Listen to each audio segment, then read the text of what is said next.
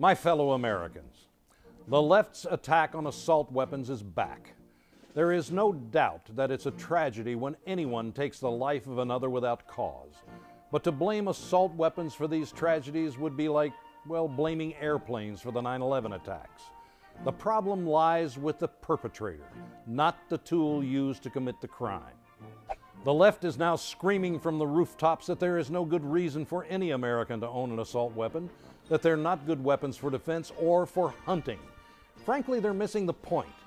Take it from my philosophical guru and life coach, Ice-T. You know, the right to bear arms is because that's the last form of defense against tyranny. That's why fellow rapper Ice-T and I are in poppin' lockstep on gun control regardless of any East Coast-West Coast rap rivalry. Well, if the advice of a couple of aging rappers isn't enough for you, how about these reasons? Number one, the Constitution. The libs are already saying Chuck's off his meds again and he's back talking about that old outdated historical document, the Constitution. Doesn't he get it that it doesn't apply today? Sorry to break it to you, but as of right now, the Constitution is still the law of the land. And since we are a nation of laws, not men, we need to follow it carefully. Number two, the Second Amendment allows for assault weapons. The left argues that the Founding Fathers didn't even know what an assault weapon was. As usual, this argument's wrong again.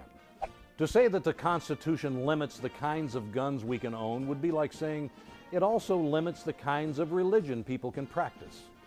How would it be if some people thought you could practice Catholicism, but not Scientology? Our Founding Fathers wanted every citizen to be armed equal to the Army in case of takeover by a tyrannical government. They wanted us to have protection from them. How would things have been different in Nazi Germany had the people been armed? Think about the protesters that have been killed by their own government in Iran. An armed society would not have that problem. Number three, assault weapons act as a deterrent against foreign invasion. During World War II, the Emperor of Japan instructed his commanders to plan an invasion of America. He felt very empowered after Pearl Harbor and believed our military to be very weak, which at the time it was. The commander-in-chief of the Japanese Navy, Isoroku Yamamoto, told the emperor, and I quote, "You cannot invade the mainland of the United States. There would be a rifle behind every blade of grass." Notice, he did not talk about fearing the U.S. Army. It was the American people that he feared. Eventually, Yamamoto would stop trying to attack us and instead started selling us terrific fishing lures, which I'm a big fan of. It is the fact that there is a gun behind every blade of grass that prevents any other country from even thinking about invading our nation. Take away the assault rifles and you have weakened that defense. Number four, there's already a ban on assault rifles. Well, you don't hear that very much, but there has been tight controls on assault rifles since 1934. Well, how can that be? The U.S. military defines an assault rifle as something that can fire intermediate powered cartridges on selective fire. For you girly men watching, that means automatic fire, like a machine gun.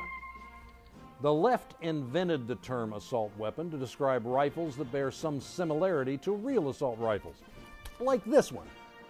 This way, they can make it against the law to own a gun that looks like an assault weapon. Really, is it against the law to look like something else? In that case, shouldn't Henry Waxman be arrested for resembling Ratatouille? Number five, handguns kill people too. Some nut jobs claim that assault weapons are too dangerous. Really? So you find a Glock 40 caliber is just to be a little dangerous? All guns are deadly in the wrong hands. And number six, we need the jobs. The gun industry employs 184,000 people. And these are good paying jobs averaging $45,000 a year. A ban on so-called assault weapons will result in laying off thousands of these workers. But of course, that's no big deal since we don't have an unemployment problem. Crazed criminals shooting up innocent people is a tragedy. But all the gun bans in the world will not stop them. Criminals will always find the weapons they need to carry out their crimes. The only people that will be going unarmed are the law-abiding citizens like you and me. When you hear people talk about banning assault weapons, know that the real assault weapon is the liberal media. They are attacking your constitutional rights. It's a slippery slope. First it will be assault weapons, then ammunition, then handguns, and on and on and on. I'm Chuck Woolery, trying to save the Constitution, one amendment at a time.